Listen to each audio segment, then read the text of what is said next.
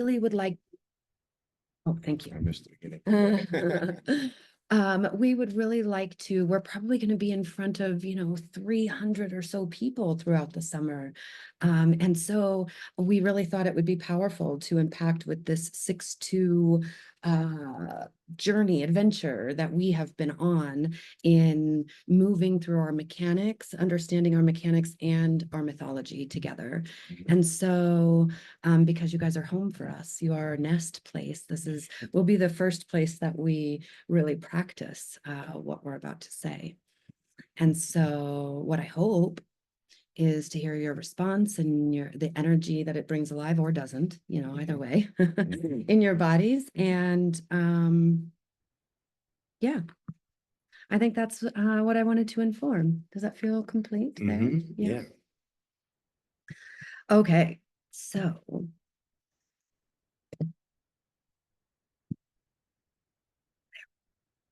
thank you. Nine-centered relating. We want to just give the idea that something more is possible in relationship with the other. We both have come from places where relationships were hard and relationships had demands and expectations that didn't feel true and authentic to both of our 10th lines, or our 10th gates. We didn't feel connected to the truth that I had to diminish who I was in order to be loved by somebody. That just didn't make sense to either of us. And so I think that this is a seed that maybe some 6 lines are planted with right now, planted with this seed of evolving what relationships can be like, so that when a rave comes and there is a penta there, they can understand what it's like to admire the story of their beloved, and to ally the story of their beloved, and to be in the ups and the downs, and to understand that my ability to hold you is in direct relationship to my evolution of the love of myself. So this idea that the relationships can be different than they were before, and that they can be and maybe might someday be this ideal description of being in love with our fractal beloved, and still allowing the ebb and flow of the energy and experiences of being human without attachment of all the negative that comes with that. Yeah. Which is quite an adventure. Yeah. Learning to be completely independent, completely following your own authority, but doing that in tandem with another. It's a bit of a tightrope sometimes, and we've been documenting our experience and the tools that we have found helpful. And we're looking forward to sharing those. In the research of relationships and all as well, it's been fun to come across what a lot of psychological books of what highly considered or rated, or medical research, scholarly, scholarly written articles and books that speak of the fact that we tend to have chemistry and fall in love people to fill the needs from all of our unmet needs as children and young adolescents. And we think we're falling in love because of the idealized image of romance and the chemistry in our bodies. It feels very personality side driven, but the body is actually searching for the correct responses from the partner that will satiate its needs. Exactly. And so as a result of that idea, it also explains the fact that we also are attracted to people that are designed to actually trigger us the most into our own initiation of self-healing. That's right.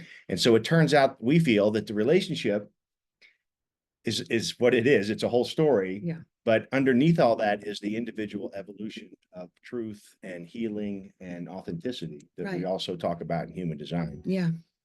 And there is the forward movement, if it's time for this. There's the forward movement, the arrival and the healing of what our inner children needed, but then also the forward turning and forward facing our own individual evolutions next to each other. So it's more than just the, yes, we come together in conscious relating to heal our wounds, which is so incredibly important. And one of the first things that is going to happen in that friction that you're talking about. And there's also something more. And that something more is being free to watch the mythology and the mechanics come together without feeling like it's personal. Shame, fear, guilt, rejection, all of these things that we in these human bodies are learning to evolve through, so that our next species of humans can be that. Yeah. As you say, from mechanics to mythology is one of the phrases we've been using. And so what does it mean, seven-centered to nine-centered? I like to go back to what our minds think is the correct history and science that are attached to this concept of seven-centered versus nine-centered. It helps my brain relax so that my body can move nicely. So what had helped my brain relax is to understand what seven-centered meant, what that behavioral archetype was like. And it was someone that was charged with the duty of procreating our species, of staying safe and alive long enough to have more. That is what the whole mindset of a seven-centered being was. And that is perfectly in line with our evolutionary progress as a species. And so the next level from survival and scarcity and fear and you are mine and marriage contracts and land and all of these things that come along with this thing we call love as a seven-centered being is evolving and mutating into the additional nine centers. If you look at the growth of the seven-centered to the nine-centered and what changed, what was different, well, there is a self-direction that has nothing to do with tribe now. There is an emotional solar plexus awareness system that is developing itself. And these are the two new things that have moved from seven-centered to nine-centered. And why? What does that have to do with relationships? Everything. Because we're not, the 19 is going away. The 49 has changed. This channel of I must lock down the marriage contract in order to be safe and then to procreate. This is no longer going to be in our blood. So it's really interesting with no needs comes no war, which is pretty an interesting topic for another time. But how does this have to do with relationships? Is that my direction of self, I am becoming aware of the emotional experience of being human through my own direction of self with no pressure of needs, of no pressure of needing this for security. And so from seven-centered relating expectations and musts and shame and wrong and trying, seven-centered relationships are not always bad, right? It's really wonderful to care and nurture and really put your partner first. This is part of what we were taught, and that does feel really great. But what feels even better is to be able to depend on a partner that puts himself first, so I can do that too. And then we go together. And so not that it's all terrible. Seven-centered relationships based on that symbiotic need are not terrible. I'm not saying that, but there is something more available to us. In this nine-centered. Absolutely. And when also thinking seven-centered, it's just so hierarchical. Yes. Right. Even from the paternalistic nature that our culture has grown from. And as a result of this hierarchical structure, someone always has to be below the other, even in the relationship. And so we're this bridge as we move into the future of this evolutionary process. We've got one foot there and one foot heading into the future. And so we're in a precarious situation because we do carry so much of that genetic continuity of this being in our families and family of origin and all these expectations. And so it's a pretty big challenge for us. It won't be in the future, hopefully, but we are here to usher in this transition. That's right. And really understand that what is on the other side. This is where I studied a lot of religion in my theosophy part of my education, and what they've always talked about that I used to always get stuck on is faith. And this requires, but proves itself, that when you have faith in that, there is something more available. There's more love available to you with just opening these couple of doors. Having that faith, it will prove itself to you over and over, because the measure of depth that you can go into with bravery is also the measure of bliss that you get to experience in this love and relating, of sharing each other's experiences. So, I'm a fan of 9 centers. I'm a fan of relating consciously.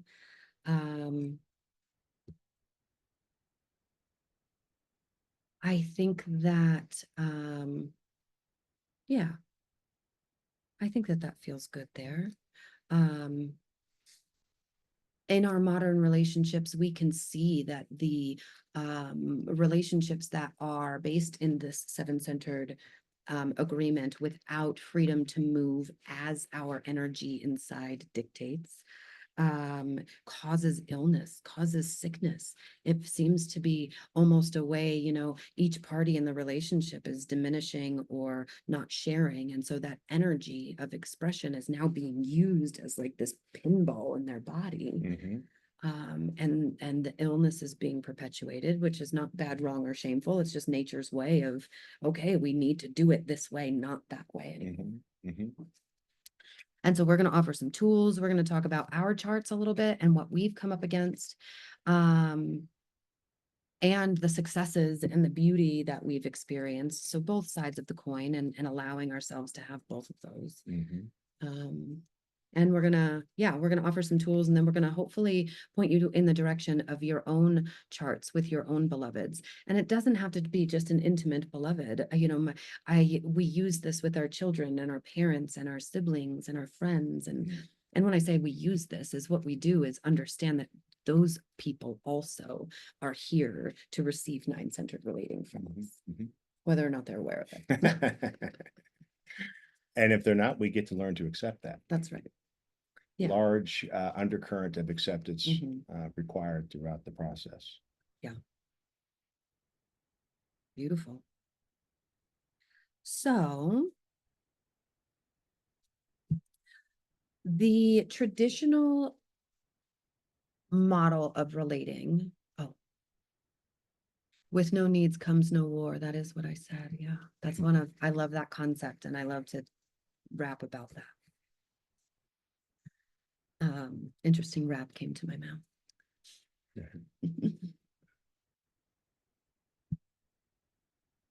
All right. So let's move into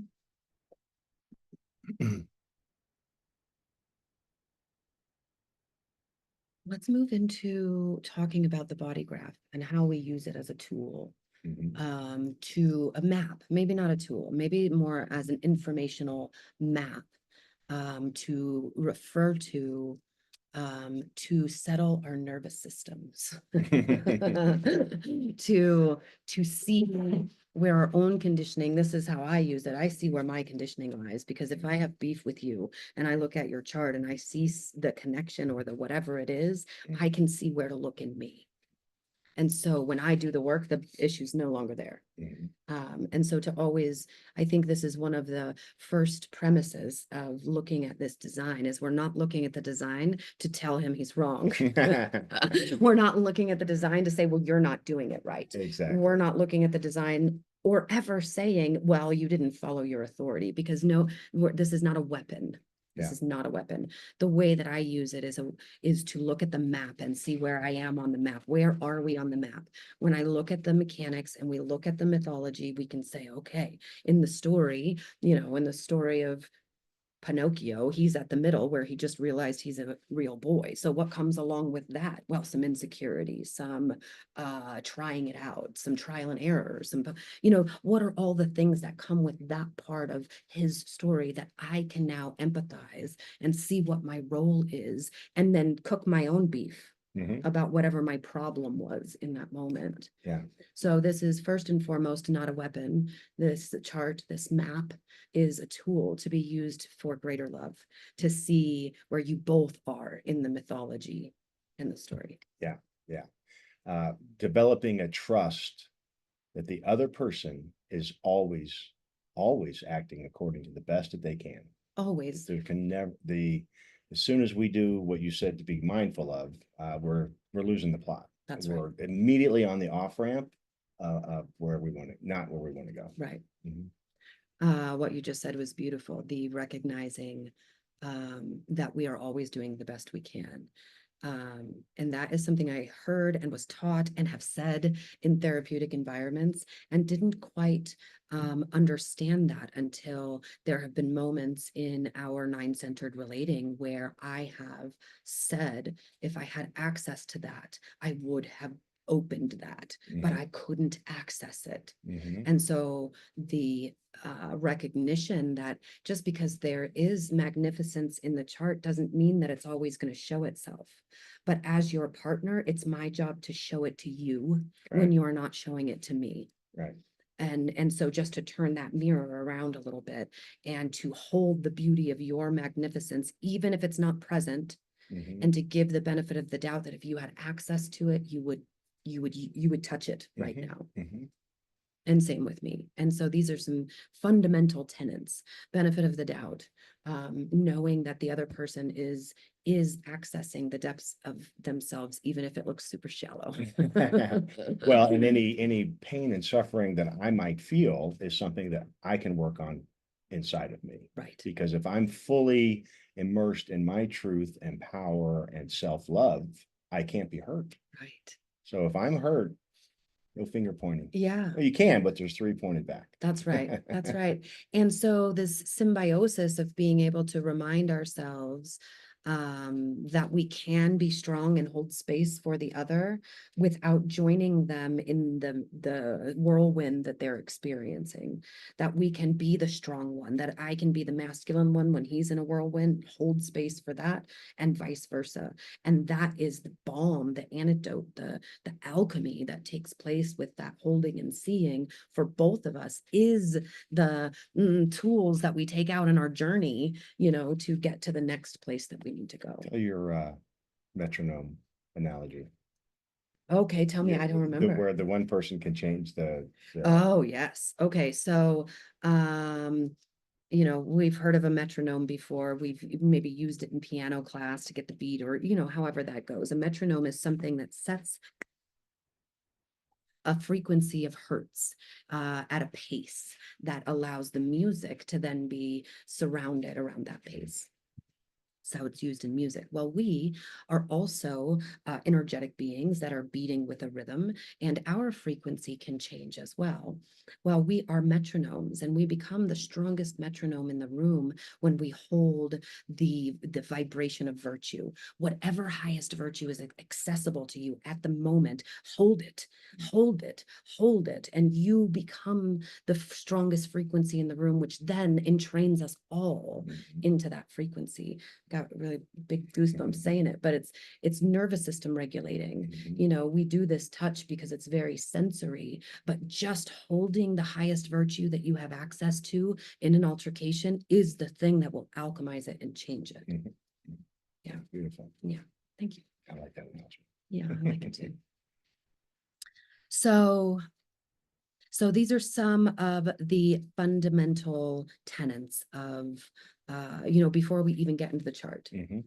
Benefit of the doubt, holding each other's magnificence, and never using this as a weapon. Funny story about that. In the beginning of my experiment with my son, I think I was 3 years in or something. I got so flabbergasted with him. And he was trying to show me his design. He was trying to show me, but mom. And I was like, human design doesn't count here. Like, I would not allow it. I would not allow it in the discussion because I just couldn't regulate myself. I couldn't get my mind around how I wasn't right or whatever that was going on in the moment. But it was such a powerful thing to have that experience and to remember that all the time now when I feel that surge up in my body about this is not human design time. I'm like, oh, well, it's always a human design time, Brandy. What's happening? So laughter. We got to laugh at each other. And well, not laugh at each other. Wait, let me say that another way.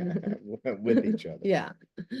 Humor is important. So I think these are some things that before you even get into your personal mechanics and how they come together, these are some things we get to do.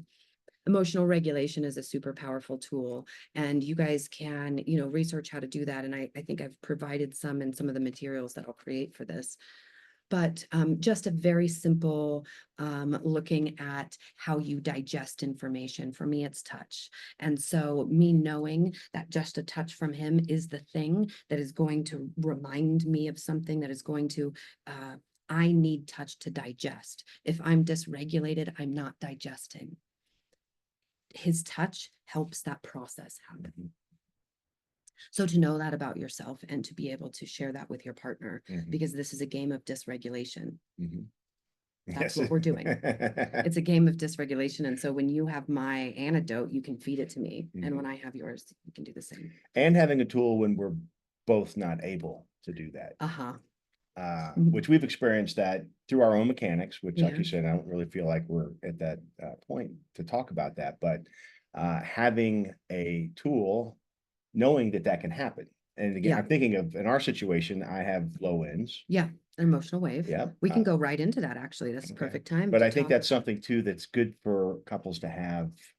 Again, as you said, we know what we're getting into. Yeah. That it's just so easy in the beginning of relationships for all of us when the romantic initial hormones are going. Yeah, oh, that'll never happen to us. Right. Or we got this. Think about it. Or we're human design. We got this, or whatever.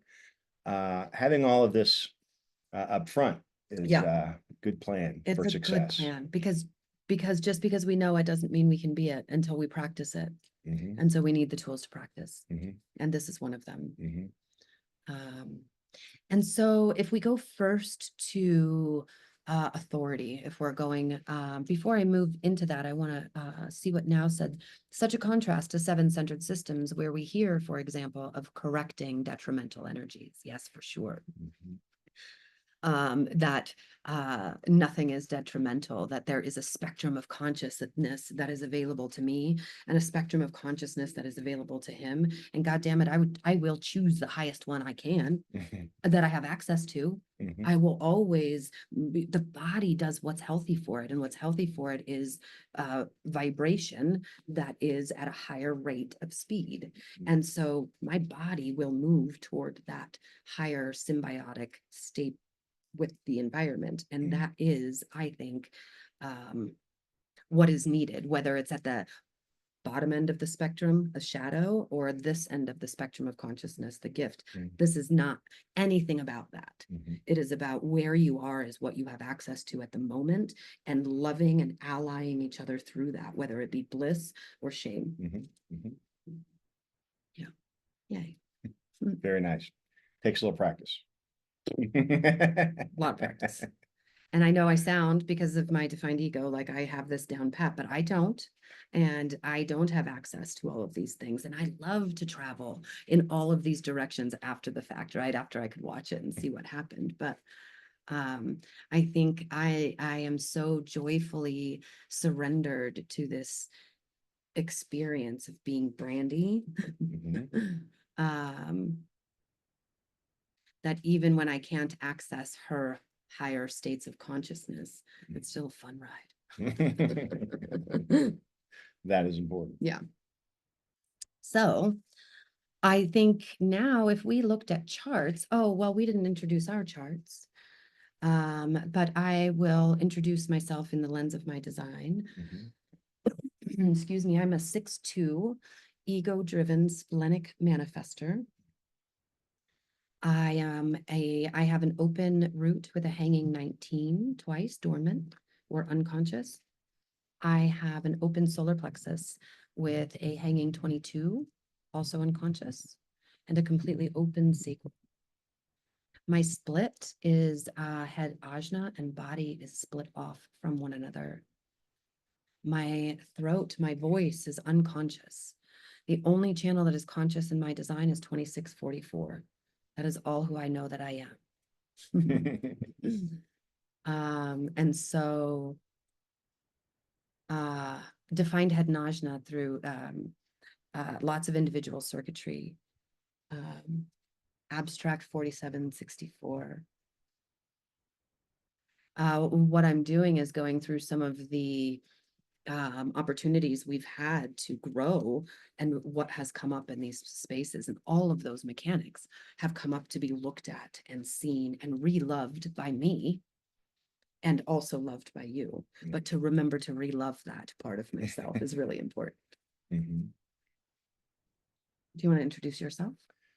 Yes, I'm 6'2". That 6'2" is about where the similarity stops for us. That's pretty much it. Emotional manifesting generator, sacral 59.6 to the solar plexus up through the 36.35 unconscious. I have undefined head najna, and my only undefined center below the throat is the ego center. And split off from the G sacral to the throat, your solar plexus to the throat, is the channel of judgment. Yeah. Spleen to the real. We are 9 and 0. Yeah. We have, I think, 6 electromagnetics. Our ascendants bridge the split. Yeah, there's a lot of interesting channels that are created with, you know, our moons are 14 and 2. So there's some really interesting geometry or mythology that happens when we're coming together. So to understand the mythological story, the hero's journey of 2 and 14, of both of them individually and then of both of them together in our emotional bodies, both of us are doing this work together. So that's, you know, that is cosmic work, you know, when channels come together in these kinds of ways. So we have a few things like that. Yeah, and from the astrology side, you have a sun conjunct Chiron, yes, and I have sun opposite Chiron. But in right. both of our astrological charts, we have a significant sun Chiron relationship. Yeah, from a different aspect. But I think this is what's been fun for us to look at, is by having, as we learn and watch this happen, the mythology of the story is inspiring.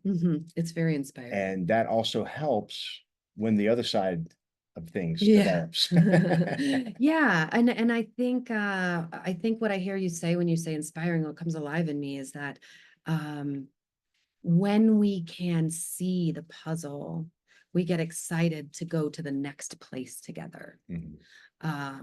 There's this, you know, I've had children, and so I think that it's so ironic that having a child is the most painful thing that you could ever do, but the easiest thing you will forget.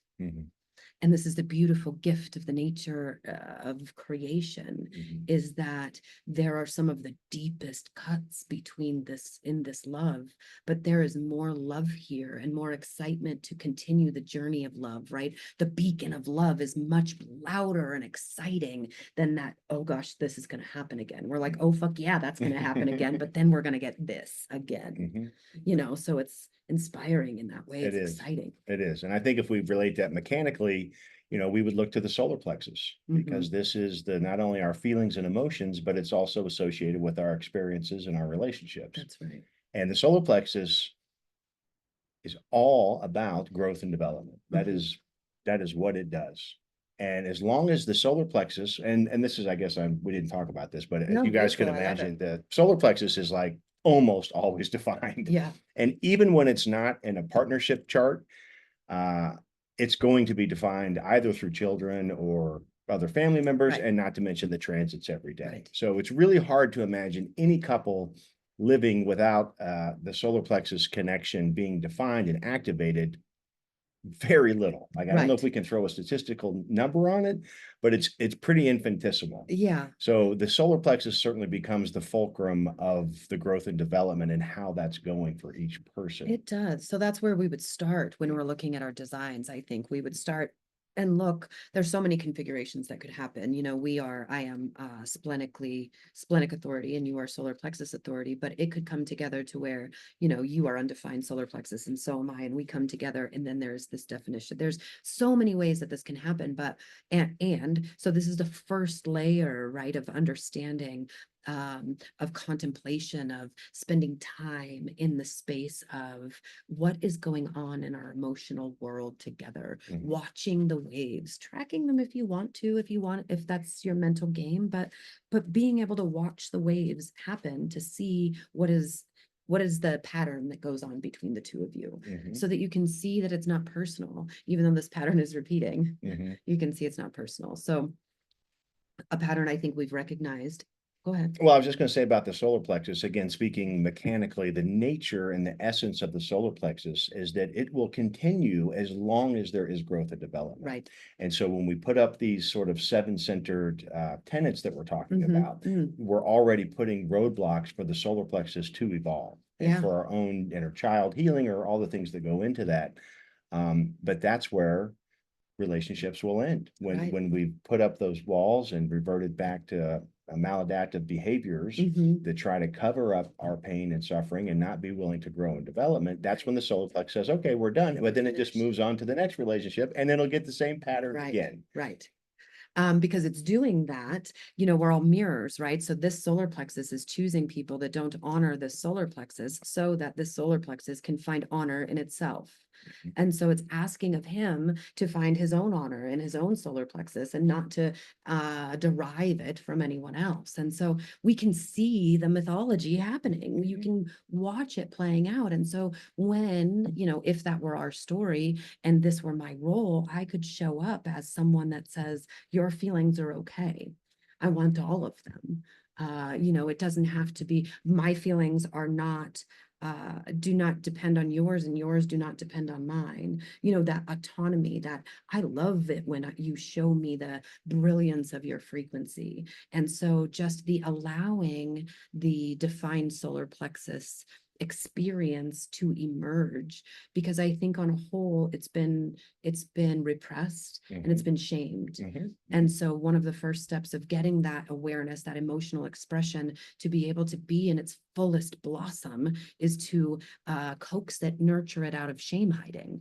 And so it's okay that you're angry. Let me hear it. Let's throw some papers. Let's get angry. Like, unshaming all of that emotional spectrum is the first step we're all doing together, no matter if we're defined or undefined. That unshaming and having the experience of it happening is centered.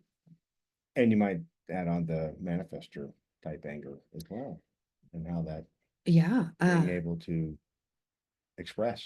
Yes. At this manifestor anger, gosh, this and my individual channels are what we experience in my body as my wave, and so anger for me is a directional. It's not a holy shit, stop everything, get away from everybody. It's not scary like it is to everybody else. In me. In me, it's just a indicator, it's a beacon, it's a thing that says shift, or look, or attention, or something.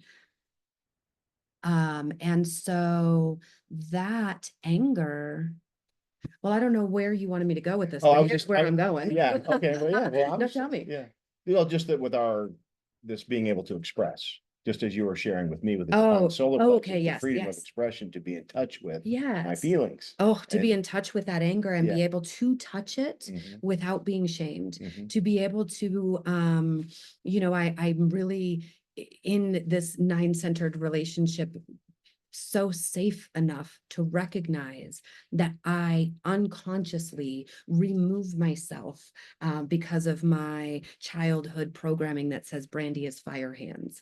Whenever Brandy was sick, Brandy was sent away, because when I'm sick, I'm like a vulnerable dog, right? I don't have access to all my tools. And so I may be a little sharp, and people don't like that. So I was always sent away. There was always a send away, send away. If Brandy is not smiley, charming 22-2 Brandy, send her the fuck away.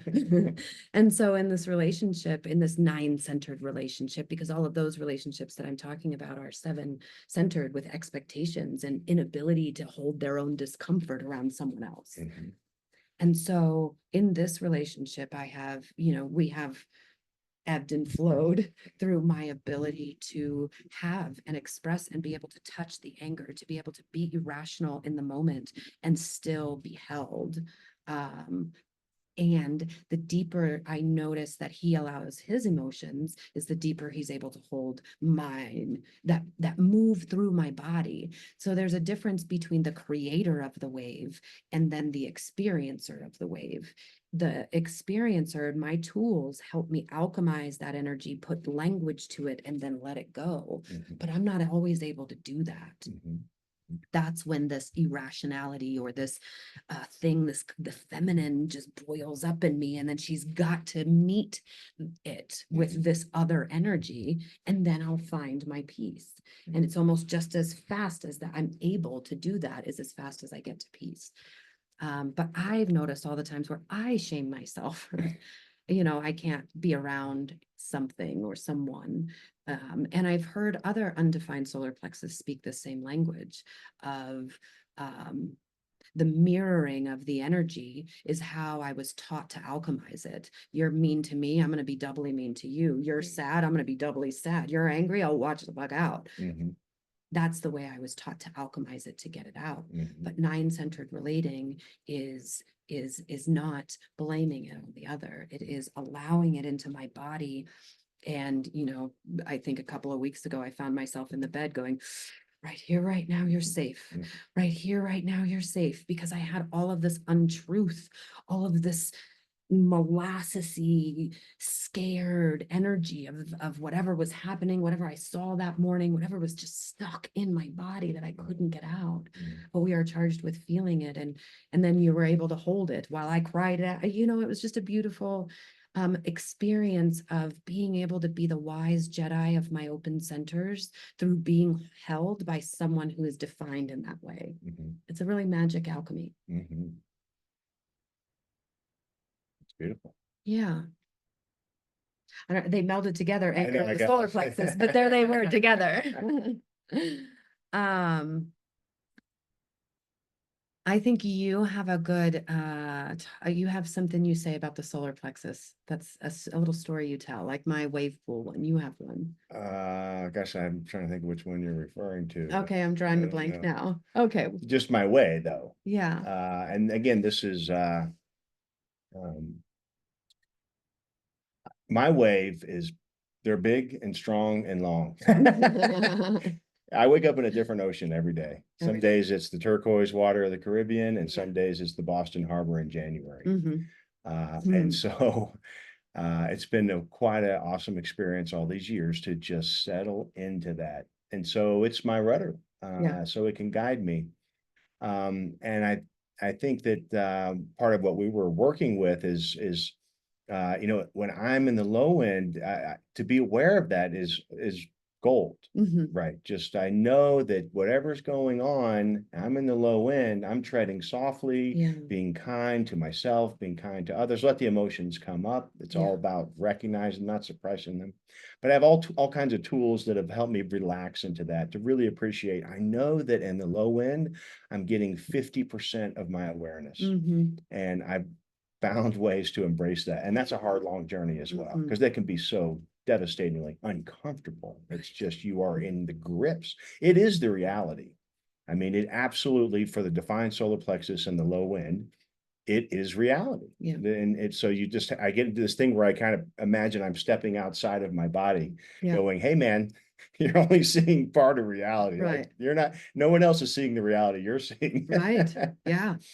So it's quite a thing. So to the point, with that always happening, and in relationship challenges, that's so beneficial.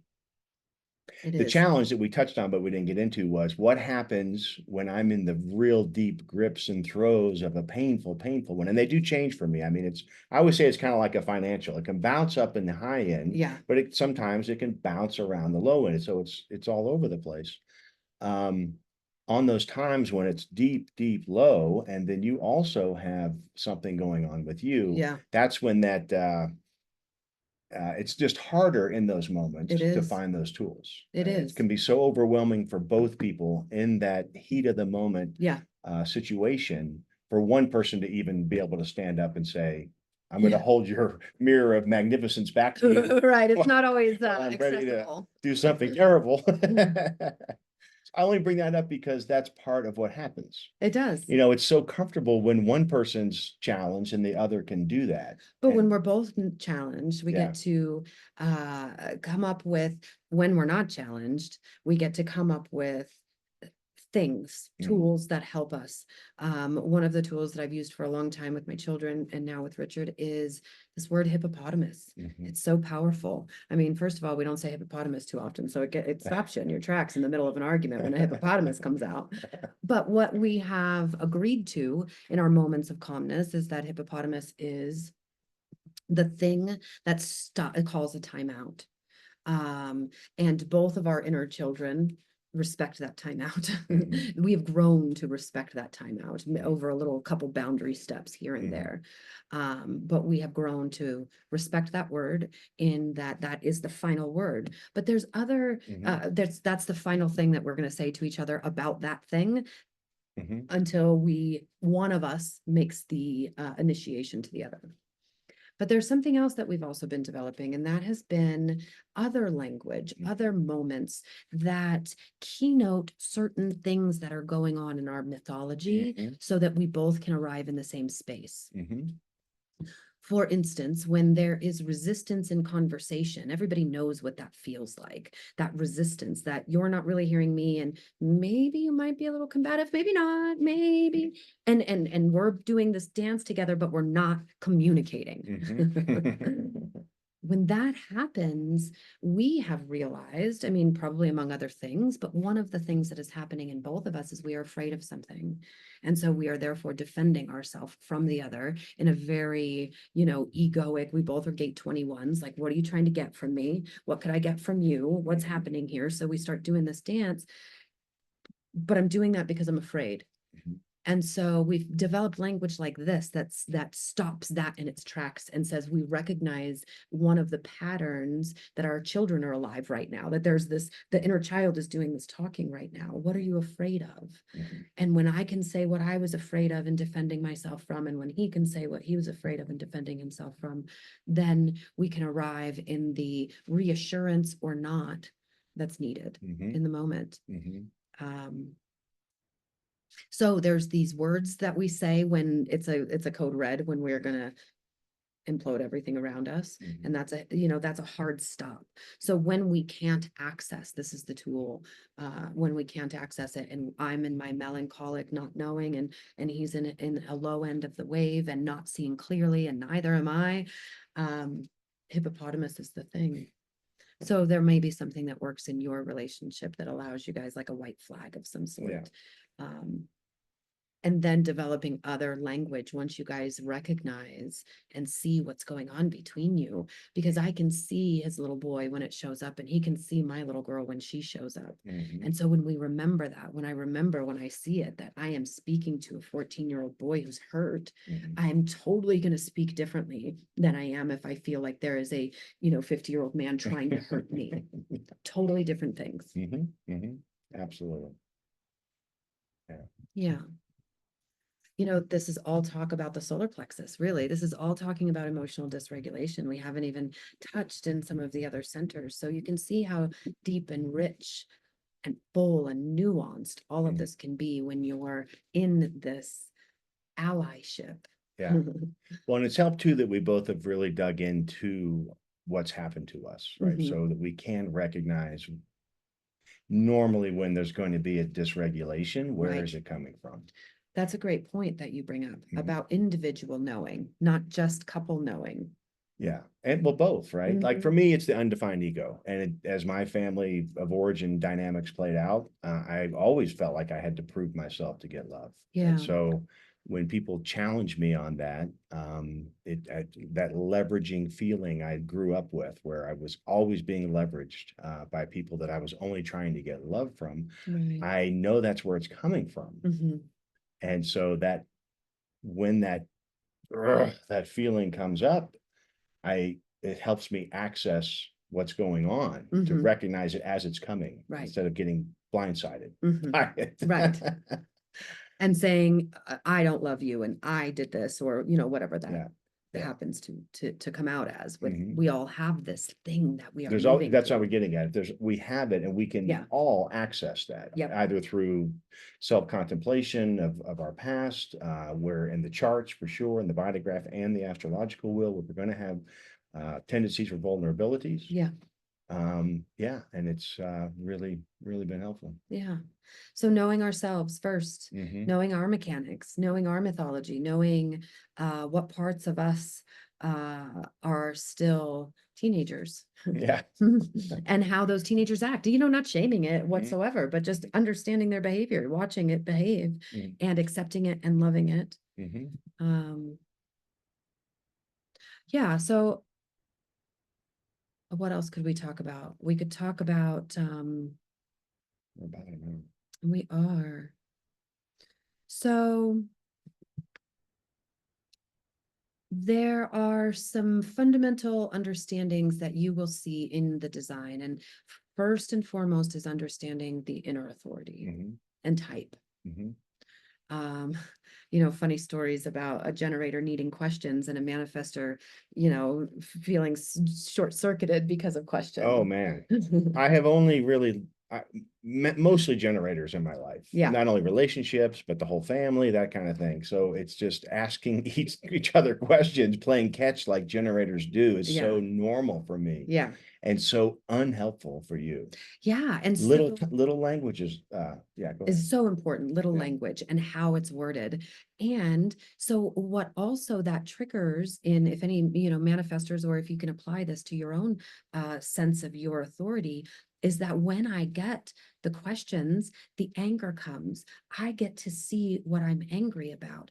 I get to really know myself through the honoring or not of the type that is there.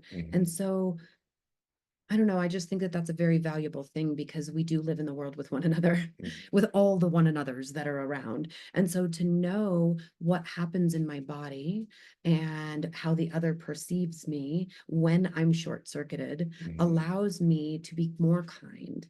And so a process that I've developed back is to say, oh, do you want to do that?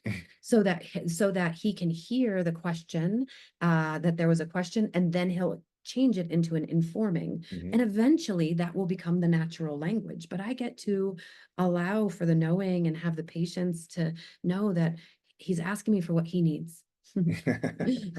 And so I get to ask also for what I need and say, is it that what you want? And then you get to say, oh yeah, I'm going to do this now. And I get to, okay, I'm coming, or okay, I'm going to stay here, or okay, I get to inform back. So it's learning. It's but I get to ask him questions. And that was also odd as a manifestor, to ask you questions. I would just inform. Like, I'm going to go over here. And you're like, okay, but I didn't invite you. And I didn't ask you if you wanted to come, none of these things. So I'm learning how to be in the world with a generator. So this is just beautiful, I think, collective knowledge that we're also gaining by understanding that my chart is not a reason for me to be an asshole. That my chart just gives me my own north, and then I get to integrate into the world as best I can with love and an open heart. So that was that.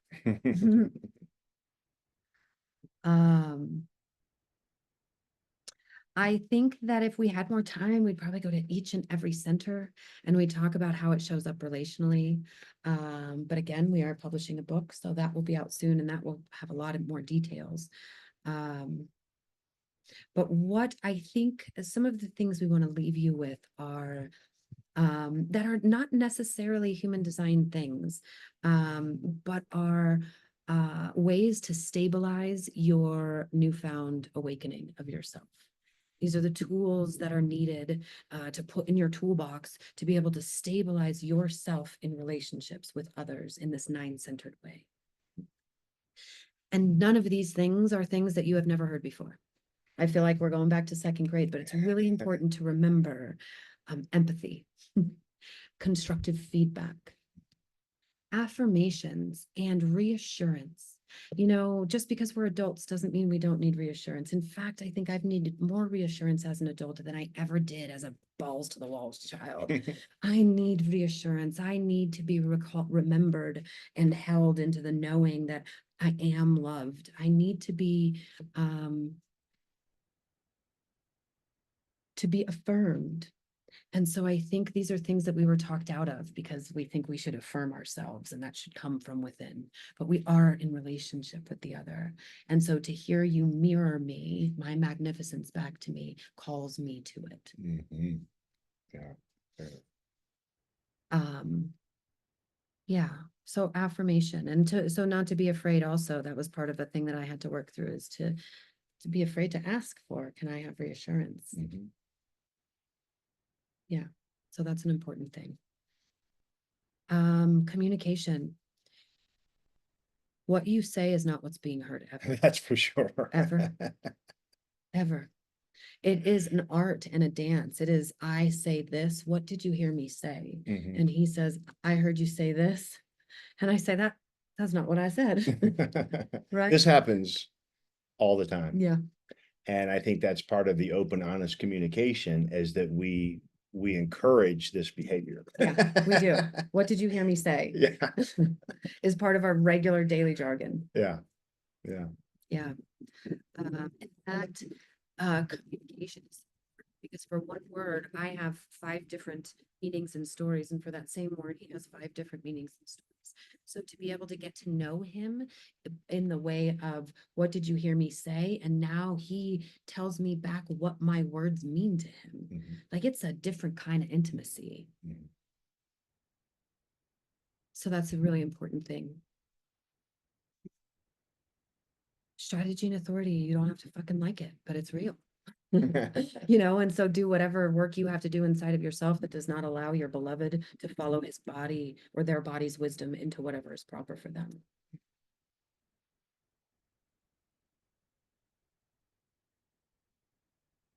Yeah.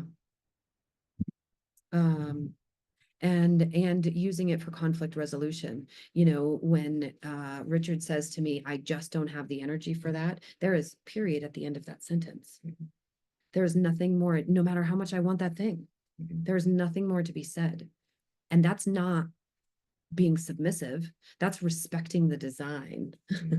That's knowing that his highest and greatest purpose is lived out through following his energy, not through succumbing to my demands or desires, even if I feel like they're really needy. You know, but that is a conflict resolution.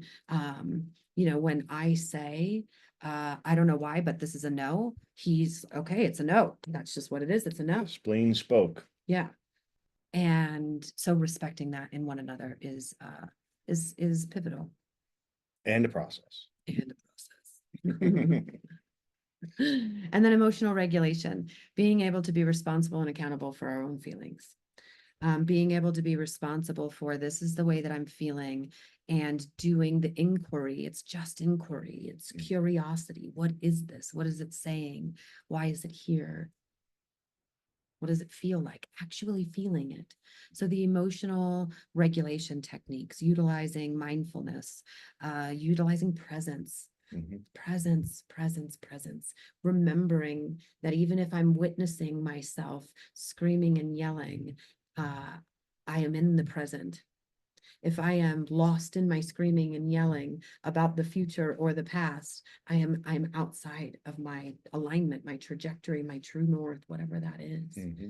So I'm not saying we don't yell and scream. I mean, even though you won't when you get in those higher frequencies, but I'm not shaming anything. What I'm saying is when you are able to witness your actions, that is where you have access to your truth. And that is, I think, the emotional regulation work that we're responsible for within ourselves. Yeah, that and connecting with your breath.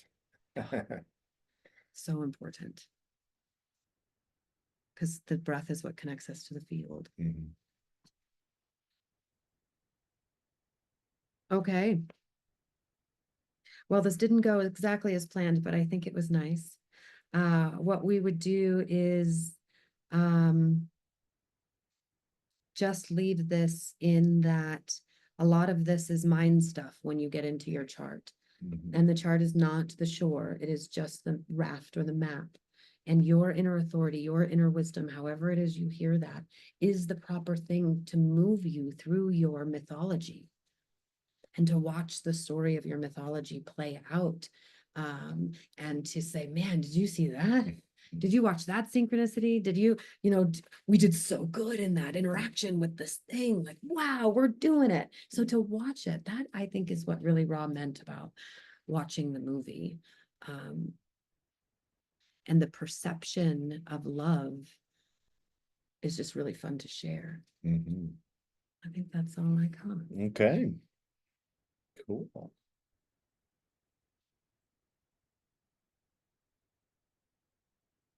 Yeah. Thank you for letting us practice. Yeah. Thank you guys. What I recognize is that we are short in time, like 15 minutes. So that's good, right? It's not over, it's under. Yeah, we didn't hit everything, so there's more to add, but very inspiring. Thank you. I have to run. Thank you. That was really, really cool. I'd love to hear feedback if anyone had it. Constructive and positive, all of it. Thank you for that, guys. And now we look forward to seeing you tomorrow. For sure. Thanks, James. Thank you all for being here. All right. Okay. We'll see you next time. Bye. Hey, Oh, real quick. James, Hey, how y'all doing? This was really cool. I love bringing the nine-setter consciousness into a conversation because it is such a new way for us to be in our awareness, right? I was reading today just more about my innocence, motivation, and stuff, and it really reminds me of, I used to always say we're existers. We're here to exist. That was my early philosophy of like, we're all here to exist, and we're doing too much. That's why I said no needs brings no wars. I mean, comes no war. Great philosophical thought for sure. As you said, break that out more. Did you happen to get my text, Brandy? I did get your text. And yes, I'd love to chat about that for a second. Yes. So there's a couple of things. There's Saturn's 7-year cycles of development that occur. And so this is one of the 7-year cycles. And these 7-year cycles of development, I believe, also follow the hexagram structure. If we look at 0 through 7, you are first lining it, what it means to be that human. If you look at 7 through 14, this is the imagination stage where, we are just flowing with that natural light. And then the 7 through 14 is the third line phase where we are trialing and erroring with how to be ourselves and that light in all the resistance of the experience of out here being human. So these are Saturn's cycles of development. In the gene keys, this is what your IQ is. And Richard Rudd takes through the IQ is 7 to 20, excuse me, 14 to 21. The EQ is 7 to 14. The core is 0 to 7. And I'm drawing a blank. 21 to 28. Yeah, no, the other one is 0 to 9 months in the womb. And I imagine, I mean, if you look at the 7-year cycles of development, you can see it all the way through, when you're, like Richard was just saying, 21 to 28 is when you're usually networking, you're gathering your people, you're finding who your fractals are. You're like, who's me, like me?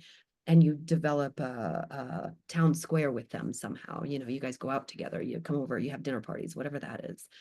And then usually 28 and after, this is when the 5th line, right? This is when we're really getting restructured in a full Saturn cycle. And that's when generally you become a heretic in that group. And maybe you find new friends. Maybe that friend group kind of falls away. So these 7-year cycles, I think, are important times to look back. And then it starts again, right? You have another cycle, a Saturn cycle of development. Saturn is responsible for development.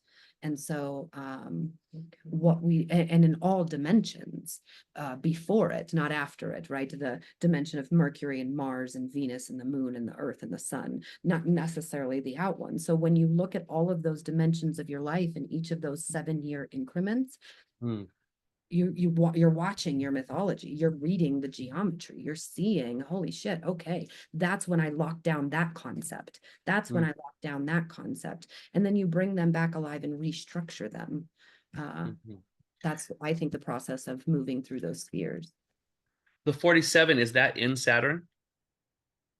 Is your 47 in Saturn? Oh, I mean, it just itself doesn't fall in the Saturn on the wheel, or in the what is Saturn? What does it rule? Capricorn? Yeah, Yeah. Is Capricorn. It is 47's in Capricorn? No, I don't no, know. no. Oh, 47 okay. was not. 64 is, but Oh. 47 is the other side of it. Okay. Yeah, I was just, part of my mathematical mind wants to, like, how did you put 47 with that time period? Because of where it's located in your chart. Ah, okay, cool. It must have Awesome. been. I don't have your chart in front of me. Yeah. When we were talking that day, whatever I saw was Yeah. because of where it is in your chart. 47 is your the cycle of development, the archetype that was being developed between 14 and 21. Okay. Beautiful. That's I was looking for that logic aspect of it. Like, Yeah. how did you do that? And you get access to the spectrum of consciousness of 47 through that time period of 14 to 21. So however far you developed that spectrum of that archetypal consciousness in that time is as far as you've taken it forever. So if you go back to revisit the spectrum of consciousness and restory where you stopped between 14 and 21, that's how you remove it. That's how you get unstuck from that energy. That's funny. I was 19 when I had my big wake up, my great acid trip, that took me to another level. So, I mean, in that development phase, but I felt like that was a really positive movement. But then again, it also developed a new voice in my head of what am I doing here, and this critical analyzation. So that makes a lot of sense, because that's when I started going, oh, they can see me. Oh, I see people. Oh, there's it's almost like before that Yeah. I wasn't reflective, let's say. No, and you'll appreciate this binary as well. When you come in, that first 7-year cycle is yin, is how do I do this here? Receiving, how do I do this? Being taken care of, being nurtured. How do I do this? You're receiving that very much. And I know that I say that that's yang, but it is yang because it is something that is happening to my body. And then the next period is the yin. I am just Oh, okay, yeah. that thing that I received in my body to be and exist in the world. And then the third line is the next trigram. So now we're whatever your yin or yang was. I'm not saying it always starts at yang. Some people start with yin and move to yang, depending on what your mythology is. But you would probably be able to look at it in terms of your life, that you are not only in a third line phase in that 7-year cycle, but you are also in a yin or a yang. What were you doing at that point? Like, the first 7-year cycle, you were like, how do I be here? Second 7-year cycle is, how do I be this? Third 7-year cycle is, the world won't let you. Right. The fourth line cycle is, oh, I found some people who will. The fifth line cycle is, oh, fuck, I can't be like this. I got to be different. We got to be different. Awesome. You look at it through those binary lenses. You can take it all the way down in this very binary way. You could even take it into 3.5-year increments. Yeah.